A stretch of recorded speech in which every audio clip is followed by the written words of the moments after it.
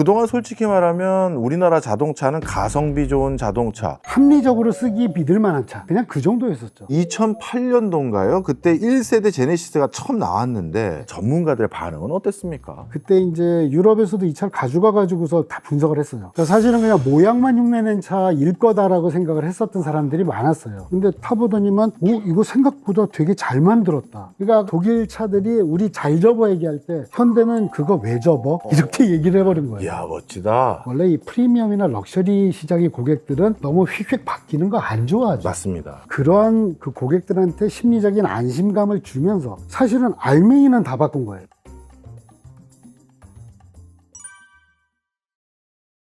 안녕하십니까, 박정호입니다. 요즘 대한민국의 위상 정말 많이 달라진 것 같습니다.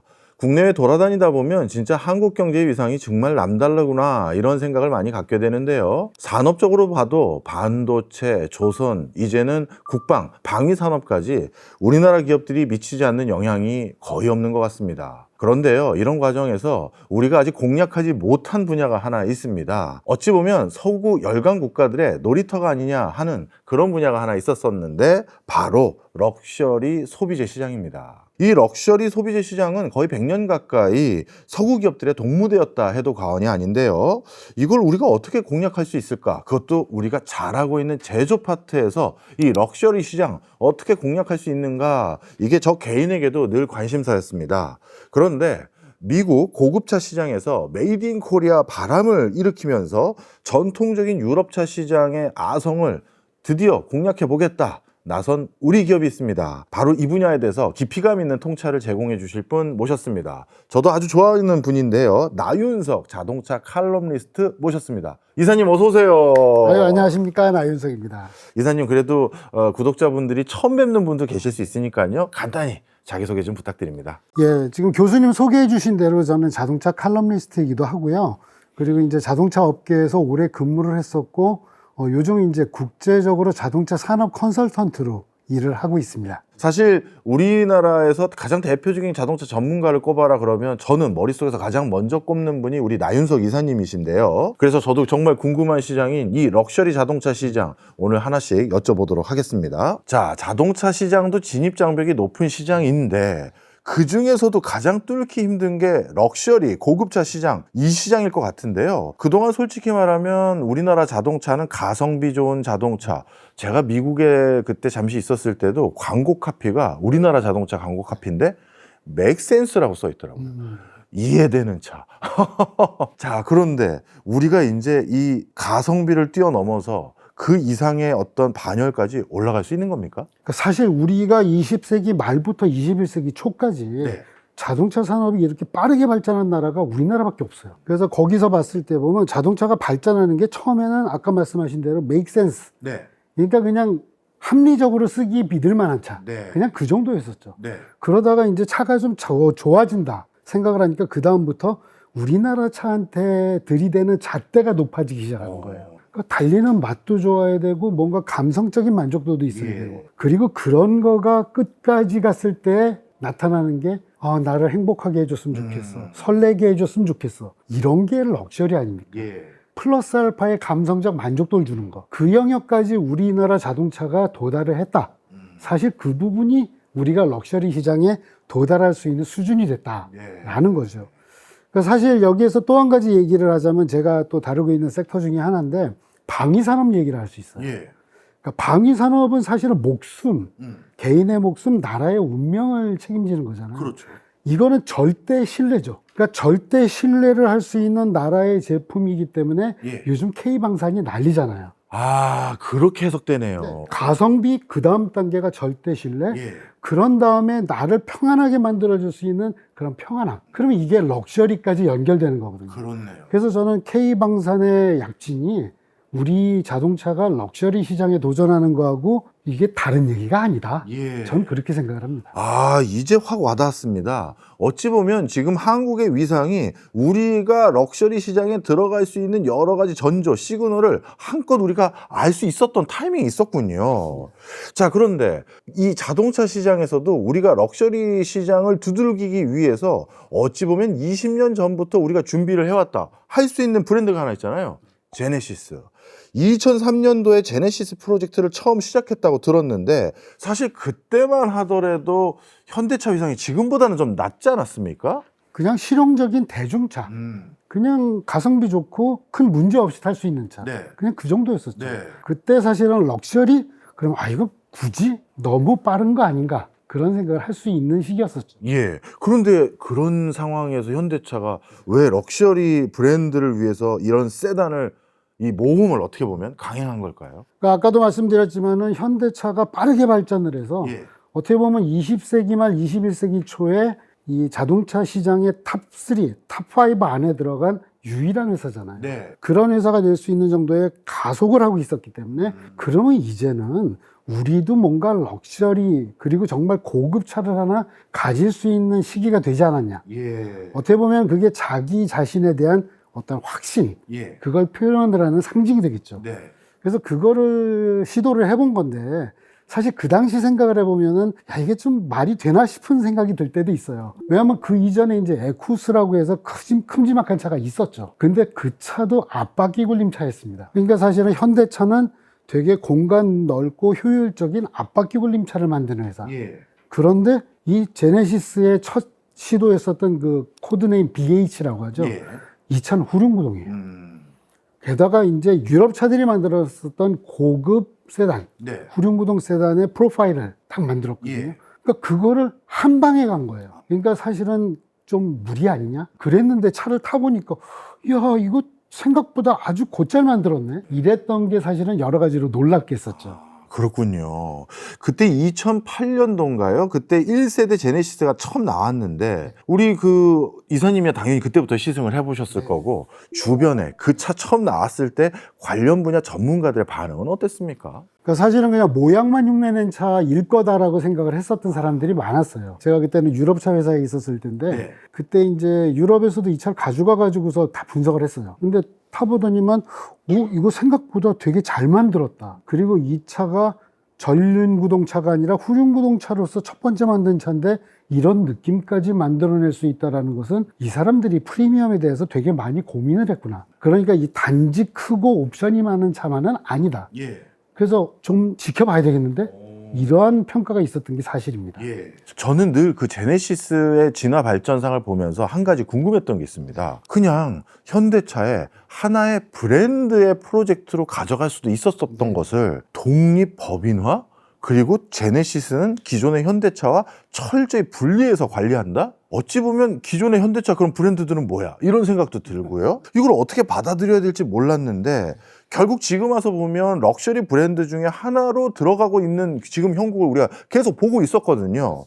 이런 판단 어떻게 할 수 있었을까요? 그러니까 사실은 처음 시작을 할 때는 이제 제네시스가 모델로 시작을 네. 했잖아요. 그래서 에쿠스 밑에 있는 모델. 그랬는데 그게 거기에서 그칠 거로 시작을 했었던 프로젝트가 애시당초 아니었던 거죠. 그러니까 사실은 그 뭐 반면 교사가 되는 경우들이 있어요. 예. 그러니까 일본의 도요타 같은 경우도 자동차 회사로서는 세계 1위였지만 우리가 가지고 있는 역량을 정말 극대화해서 보여주려고 하면은 도요타라고 하는 메인스트림 브랜드는 그릇이 한계가 있는 거죠.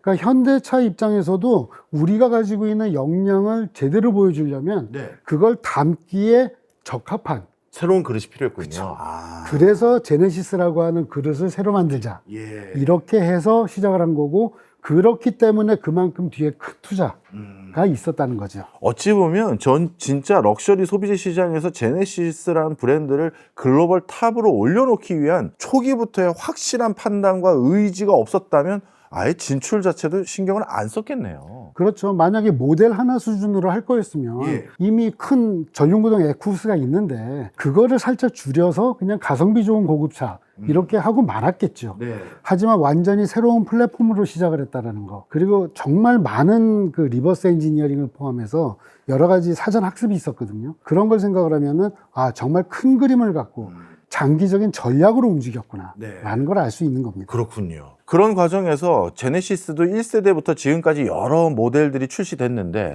우리 이사님이 보시기엔 어느 모델부터 본격적으로 프리미엄 브랜드로 자리 잡았다 이렇게 판단하세요? 그러니까 저는 솔직히 말해서 이 10손가락 깨물어서 안 아픈 손가락이 없다라고 얘기를 하는데 저는 그 지금 모델별로 예. 세대별로 그 목적이나 임무가 있었다라고 생각해요. 그래서 2세대 제네시스인 DH 예. 이 모델이 처음엔 모델로 시작을 했다가 그게 제네시스라는 브랜드를 달고 나온 첫 번째 모델이잖아요. 그렇죠. 근데 저는 그 모델을 딱 탔을 때 느낌이 현대차가 제네시스라는 고급차가 가져야 돼. 그것을 정말 이제는 가성비나 어떤 출력, 뭐 어떤 기능 이런 게 네. 아니라 튼튼하고 믿음직한 바디와 샤시부터 시작을 한다. 그래서 조금 무거워지더라도 정말 믿음직한 차를 만들겠다. 예. 라고 했다는 걸 제네시스 DH에서 느꼈거든요. 네. 그런 다음에 그 차가 어느 정도 완성도가 올라간 다음에 오케이, 이제는 제네시스 브랜드의 이름을 걸어도 되겠다. 라고 해서 그 DH의 페이스리프트가 G80이 됐죠. 그러니까 이 차는 정말 그냥 전술적으로 접근한 게 아니라 예. 전략적으로 큰 그림으로 접근했다는 게 느껴져서 되게 저는 중요하게 생각을 합니다. 그렇군요. G80부터 어떻게 보면 진짜 럭셔리 브랜드가 가야 될 길을 우리가 온전히 그 길만 보자. 외관상 멋져 보이는 데가 아닌 그런 걸로 가치 판단을 하고 선택을 했던 거군요. 야, 그렇습니다. 저는 G90의 엄청난 매니아였거든요. 이것도 같은 계열이라고 보는 거죠? 그렇죠. 그러니까 원래 처음에 그 제네시스의 그 에쿠스라는 예. 모델이 있었고, 그런 다음에 기억나실 거예요. 제네시스 G90의 전신 중에 보면은 이 제네시스의 첫 대형차인 EQ900가 있어요. 근데 그 차는 사실은 어떻게 보면 에쿠스에서 온 거라고 생각하기 쉽지만 네. 이 차는 G80에서 온 차예요. G80 DH가 아까 말씀드린 대로 워낙에 차체를 견고하고 믿음직하게 만들었으니까 네. 그 차를 늘려서 만들어도 부작용이 없겠다. 사실 차를 늘리는 게 자동차 공학 개발하는 입장에서는 되게 부담스러운 부분이 없지 않거든요. 예. 그럼에도 불구하고 할 수 있을 만큼의 믿음이 있었고요. 그리고 이제 EQ900가 처음으로 이제 이 럭셔리 브랜드로서 갖추기로 방향을 정한 것은 질감이었습니다. 이게 뭐냐면 예를 들어서 이태리의 가죽 전문 업체인 뭐 파수비오 네. 이런 데하고의 협업을 통해서 가죽 시트를 같이 개발한다든지 예. 이런 식을 통해서 그래 이 프리미엄 럭셔리 시장은 단순히 크고 고급스러운 것뿐만 아니라 예. 이런 섬세한 질감까지도 갖춰야 된다는 거. 예. 이런 부분을 EQ900에 대해서 학습을 했고 그런 것을 모아서 나중에 우리가 지금 보고 있는 G90까지 온 거죠. 그렇군요. 최근 들어서는요, 제네시스의 행보가 뭔가 더 심상치 않은 것 같습니다. 제네시스 블랙이라든가 마그마, 그 다음에 네오륜, 이런 파격적인 컨셉트카까지 내놓고 있는 상황인데요. 물론 일각에서는 이런 지적도 있습니다. 색깔만 바꾼 거 아니야? 고성능 흉내만 내는 차량들 아니겠어? 이런 시선도 있는 게 사실이긴 한데, 전문가의 판단이 궁금합니다. 어떻습니까? 일단 그 네오룬 이제 그 차가 이제 GV90라고 하는 차로 내년에 나옵니다. 네, 나와요. 예. 근데 그 차를 딱 보면 이제 느껴지는 게 뭐냐면 사실 이 얘기를 하기 전에 지금 현재 우리가 보고 있는 G80, G80 그리고 GV80 그리고 그 밑에 있는 GV70 예. 그리고 GV60 네. 이 차들 이야기를 안 할 수가 없어요. 그러니까 2020년도에 네. GV80, 그러니까 GV80이 나왔고 예. 그리고 바로 이어서 G80 세단이 나왔어요. 네. 그 차를 딱 보면서 저도 그랬고 대부분의 자동차 전문가들이 했던 얘기가 이제 제네시스가 자기 색깔까지 찾는구나.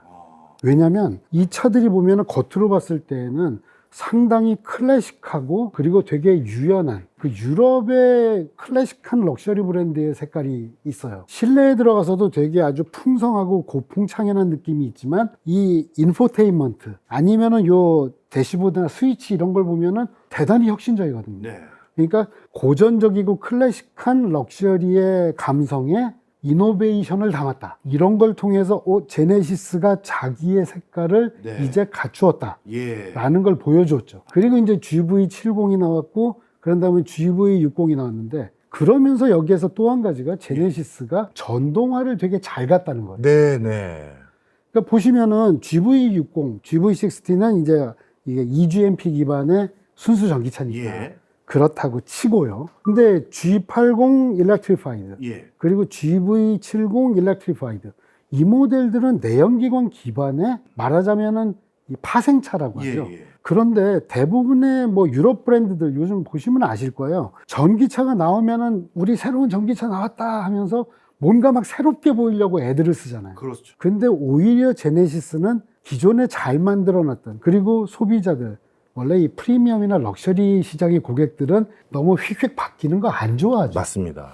그러한 그 고객들한테 심리적인 안심감을 주면서 사실은 알맹이는 다 바꾼 거예요. 그래서 이 클래식 그리고 럭셔리 시장 고객들의 성향까지 이해하면서 이거를 전동화로 넘어가는구나, 이런 그림을 보여준 거죠.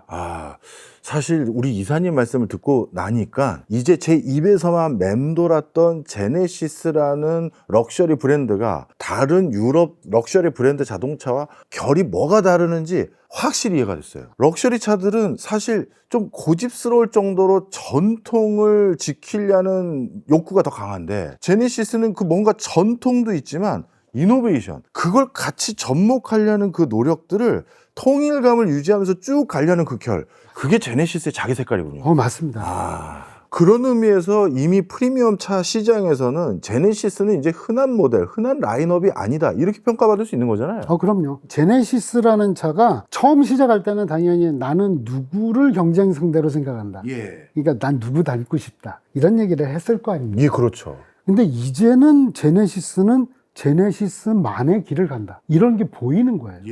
그러니까 이거는 뭐냐면은 더 이상 누구의 아류가 아니고, 그럼 뭐 우리 그런 거 있잖아, 한국의 누구 뭐 이런 얘기 많이 하잖아요. 근데 그런 얘기를 이제는 굳이 할 필요 없고, 아니 제네시스, 그냥 이게 되는 거예요. 그러니까 이러한 그 이미지가 딱 자리를 잡으니까 그 다음에 어떠한 그것에 대해서 이해도가 높아지게 되고, 그리고 뭐 원래 이제 제품의 어떤 완성도 부분은 현대차부터 잘했으니까 그것을 좀 더 잘 채우고 더 이제 좋은 그릇에 담아서 만들어낸 것이 제네시스다, 이렇게 말씀드릴 수 있겠습니다. 그동안 우리가 길러왔던 한국을 대표하는 럭셔리 브랜드 제네시스, 그 이면에는 어떤 철학과 어떤 지향점이 있었는지 오늘 확실히 배우는 시간인 것 같은데요. 사실 이런 진화 발전 하다 보면 가장 고민해야 되는 게 아까 섬세한 손끝, 그 질감, 물성, 이런 것도 중요하다고 해주셨는데, 그런 게 어떻게 보면 통칭하는 개념이 디자인 아니겠습니까? 맞습니다. 제네시스 디자인 어떤 면이 있습니까? 그러니까 이 외관 디자인에서는 사실은 이게 우리가 차가 지나가면 휙 하고 지나가잖아요. 그러면서 뭔가 뇌리에 잔상을 남겨야 되는 그런 부분들이 있기 때문에 외관에서는 뭔가 인상을 딱 포인트를 남겨야 돼요. 그래서 제네시스가 가졌던 게 보면 투라인이라고 하죠. 투라인. 그 헤드라이트가 두 줄로 돼. 그러니까 보면은 제네시스는 휙 하고 지나갔는데 두 개의 라이트 라인이 눈에 잔상으로 남는 거예요. 그리고 이제 아까 말씀드렸듯이 어떤 그 클래시컬한 그 곡선이 남아있는 그 디자인이 이제 뇌리에 남겠죠. 이렇게 해서 이제 그 아이덴티티를 밖에서 뇌리에 딱 심었어요. 그리고 이제 오너 입장에서 보면은 실내에 들어가서 내가 이 실내를 이제 향유해야 되고, 이 실내에 내가 만족감을 느껴야 되잖아요. 이런 것을 봤을 때 보면은 실내가 보면은 되게 풍성하고 어떤 여유로운 소재도 있지만 동시에 뭔가 복잡하지 않아요. 이게 보면은 큼직큼직한 디스플레이, 그리고 이제 대시보드도 널찍하고, 그리고 요즘 보면은 이제 버튼들을 막 없애던 추세잖아요. 그 옛날 클래식한 시대의 럭셔리 카들은 버튼이 또 너무 많죠. 그래서 지금 제네시스의 인테리어를 보면은 버튼이 너무 없지는 않은데 버튼을 적당히 남겼지만 디자인 요소로서는 일체감을 높이는. 그래서 어떻게 보면은 미래적인 관점에서 봤을 때는 그냥 터치 스크린으로 다 해결할 것 같고, 하지만 클래시컬한 고전적인 프리미엄 고객들한테는 그래도 내 손맛을 남겨놓을 수 있는 부분은 충분히 보존한, 그러니까 시각적인 선진성과 촉감적인 안심감, 이런 부분들이 잘 어우러져 있는 되게 좋은 디자인이라고 저는 생각을 합니다. 생각해보니까 진짜 맞아. 현대차 정도면 전부 터치 스크린으로 다 가능할 텐데 버튼들이 뭔가 또 자주 사용하는 것들 중에선 그 질감을 느낄 수 있도록 놔뒀던 게, 이게 다 전략 전술이군요. 자, 그러면 시선을 이제 현재로 좀 돌려보도록 하겠습니다. 요즘 제네시스에 대한 평가, 특히 해외에서는 어떤 평가를 받고 있는지 너무 궁금합니다. 그러니까 이제 제네시스를 생각을 하면서 딱 다른 차하고 비교해서 어떻다라는 얘기보다 이젠 제네시스가 어떻게 가고 있구나라는 얘기를 더 많이 합니다. 그래서 지금 금년에 보면은 얼마 전에 뉴스에도 났는데 제네시스 브랜드, 제네시스 그 G90 이런 차들이 상을 또 많이 탔어요. 그러니까 그게 뭐냐면은 G90 같은 경우에는 경쟁 상대가 역시 독일 회사들의 기함급들이잖아요. 근데 그 기암급들하고 비교했을 때 뭐 승차감이라든지 거주성 이런 부분에서 전혀 뒤떨어지지 않는다. 네. 더 안락하면 안락했지. 네. 이런 이야기를 하죠. 근데 저는 아무래도 제가 이제 엔지니어 출신이다 보니까 그 차를 처음 만났을 때 그 충격이 아직도 머릿속에 남아있는 게 있어요. 혹시 교수님 기억하실지 모르겠는데 독일 차들이 네. 한동안 보면은 철판을 얼마나 날카롭게 접을 수 있는지 그 줄 넣는 예. 그 프레스 금형 기술 얘기를 한참 했던 적이 있어요. 아, 그렇군요. 그러니까 이게 탁 접혔는데 정말 손을 빌 것처럼 예. 예리하게 접어야지 예. 시각적으로도 또렷한 라인을 살릴 수 있고 공학적으로는 이 철판의 강성을 높일 수 있다. 예. 근데 제네시스는 처음에 딱 봤을 때 네.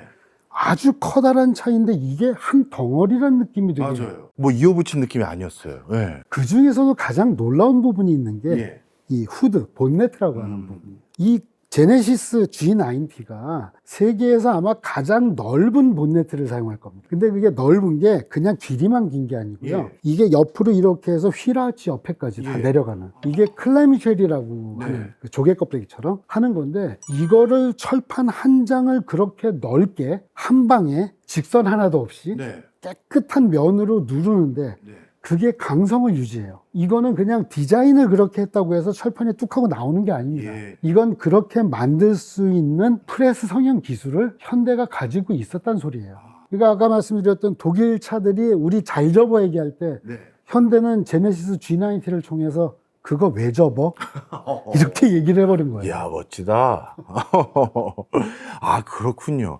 뭔가 이렇게 우린 딱 칼같이 맞출 수 있어. 이걸 뽐내는 곳에서 오히려 다른 걸로 기술을 멋지게 보여주면서 그걸로 디자인까지 승화시켜버린. 맞습니다. 이야, 그래서 제네시스를 봤을 때 뭔가 감성이 다르다 느낌이 있었군요. 그래도 이사님, 뭔가 이렇게 자동차 브랜드가 성장하는 과정에서 소비자들이 주목하는 어떤 티핑 포인트가 되는 이런 사건들이 있을 거 아니겠습니까? 맞습니다. 제네시스에서 그런 사건은 뭐가 있었을까요? 그 제네시스의 어떤 그 화제가 됐었던 그 포인트가 보면 타이거 우즈 얘기하면 혹시 아, 예전에 자동차 타고 사고 당했을 때. 네. 아, 그때 제네시스가 후원했었던 골프 대회였었죠. 그 타이거 우즈가 GV80를 타고 가다가 사고가 났는데 네.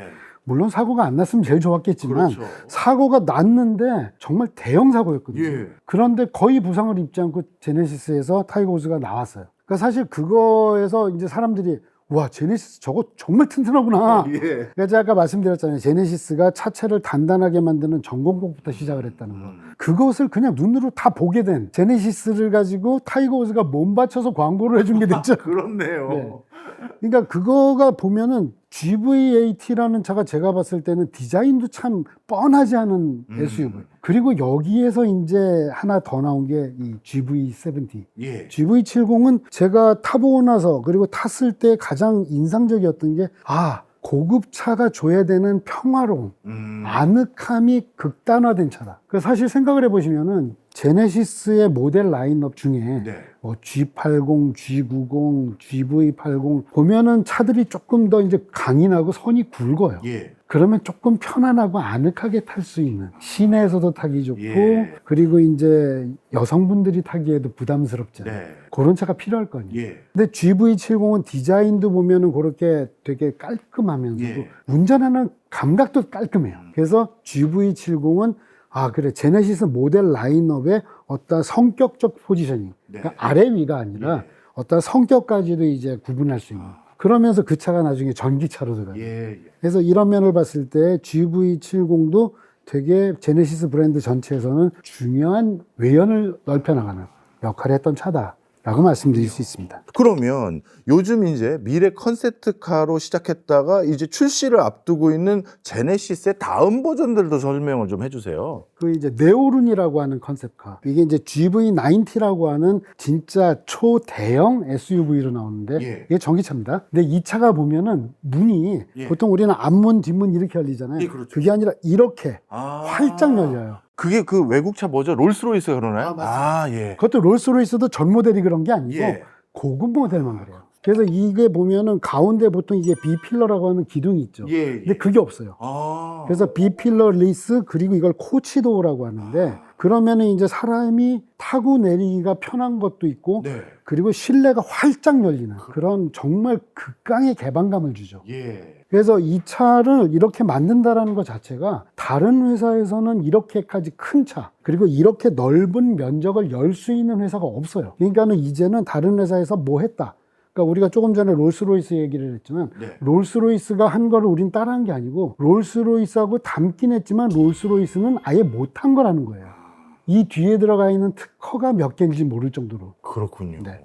그러니까 이거 뭐냐면 제네시스는 지금 새로운 미래를 누굴 따라가는 게 아니라 이젠 진짜 퍼스트 무버가 된 거예요. 그리고 또 다른 차량들도 나온다고 들었는데 다음 것들은 또 뭔가요? 아, 이제 마그마라고 하는 아, 이거 저 이미지 봤습니다. 아, 네. 색깔이 충격적이더라고요. 진짜 그 용암이 예. 그러니까 그 용암, 그 오렌지색이 상징을 하는 거예요. 뭐겠습니까? 그거는 고성능이잖아요. 그러니까 이 어떻게 보면 제네시스라고 하는 럭셔리 브랜드, 럭셔리 자체가 이미 메인스트림에서 벗어난 하나의 뾰족한 상류사회를 올라가는 거잖아요. 그런데 거기에서 고성능으로 더 뾰족하게 뚫고 올라가는 게 마그마입니다. 그래서 이 마그마가 저는 되게 인상적으로 봤던 게 슬로건이 뭐냐면 보통 우리가 고성능차 그러면은 이제 나는 뭐 BMW M을 이길 거야. 예. 뭐 AMG를 능가할 거야. 이런 얘기를 할 것 같잖아요. 예. 뭐라 그러냐면 not challenging이라 그래요.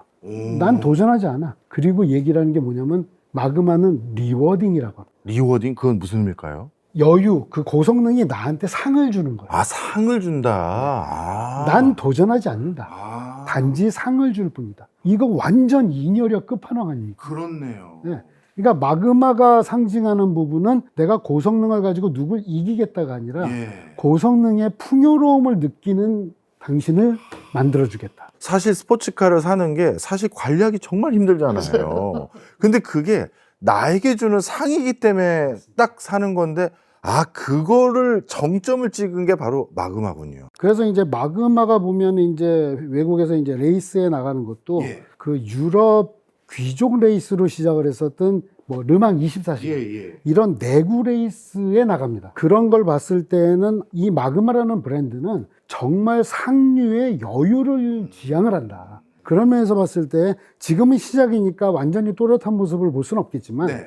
앞으로 어떠한 그림을 그려갈지 프리미엄의 고성능이 이것이다 라는 것을 제네시스의 스타일로 해석을 하는 것을 기다리는 게 되게 흥미로운 기다림이 될 것 같습니다. 그렇네요. 아, 저는 이러한 포석들이 있는지도 모르고, 아, 우리 현대차 정도면 이제 럭셔리 브랜드 자동차 하나 인수해도 될 것 같았는데, 이런 생각만 했었는데, 아, 미리 다 준비를 하고 있었군요. 그리고 네. 제네시스 뒤에 이제 이상한 단어가 하나 붙던데요. 제네시스 블랙. 이건 뭐예요? 아, 이 블랙이라는 게 사실은 이제 어떻게 보면 유행처럼 번졌던 건 사실이에요. 예. 그게 이제 왜냐면은 요즘 우리가 마케팅 용어를 보면 영앤 리치라는 얘기가 예. 되게 많죠. 그러니까 보면은 요즘은 젊은데 정말 다 쓰지 못할 만큼 돈이 많은. 그런 사람이 있죠. 예. 그래서 이런 사람들이 정말 내가 최고급 차를 사고 싶은데 마치 내 아버지 차를 빌려 탄 것처럼 보여지는 거는 싫을 거 아니에요. 그러니까는 젊고 럭셔리하지만 쿨해야 돼요. 시크해야 돼요. 예. 그럴 때 표현을 하는 게 대부분 보면 이제 다크 크롬 아니면 블랙. 예. 그래서 요즘 블랙이 들어간 마케팅이 많습니다. 그렇죠. 그런데 또 한 가지 되게 재밌는 게 요즘은 메인스트림 양산차에도 블랙이 되게 많아요. 예. 그 소리는 뭐냐면 이 프리미엄 럭셔리가 보여주는 블랙은 양산차에 쓰는 블랙하고는 뭔가 달라야 되겠죠. 그래서 이 제네시스가 블랙 에디션이라고 하는 놈들을 내놓으면서 신경을 정말 쓴 게 보면 가죽도 블랙이고 플라스틱도 블랙이고 쇠도 블랙이고 크롬도 블랙이고 예. 그런데 그 블랙이 통일감도 있으면서 동시에 다른 블랙과 다른 느낌. 아, 엣지까지 있어야 되는구나. 그렇죠. 그러니까는 자기만의 뭐 이렇게 표현하면 공식적인 건 아니겠지만 제네시스 블랙이 만들어져야 되는 거예요. 아.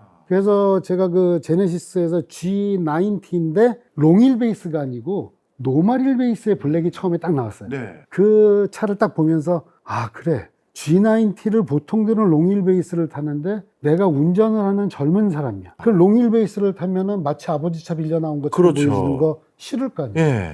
그러니까 나는 내가 캡틴인 오너 드라이버용 차로 노멀힐 베이스. 하지만 나는 누구하고도 같지 않은 뭔가 분위기가 다른 블랙. 이렇게 해서 차를 딱 내놓는 걸 보고서 아, 제네시스가 블랙을 제대로 쓰기 시작했다. 전 그런 느낌을 가졌죠. 이제 그것도 이해가 됐습니다.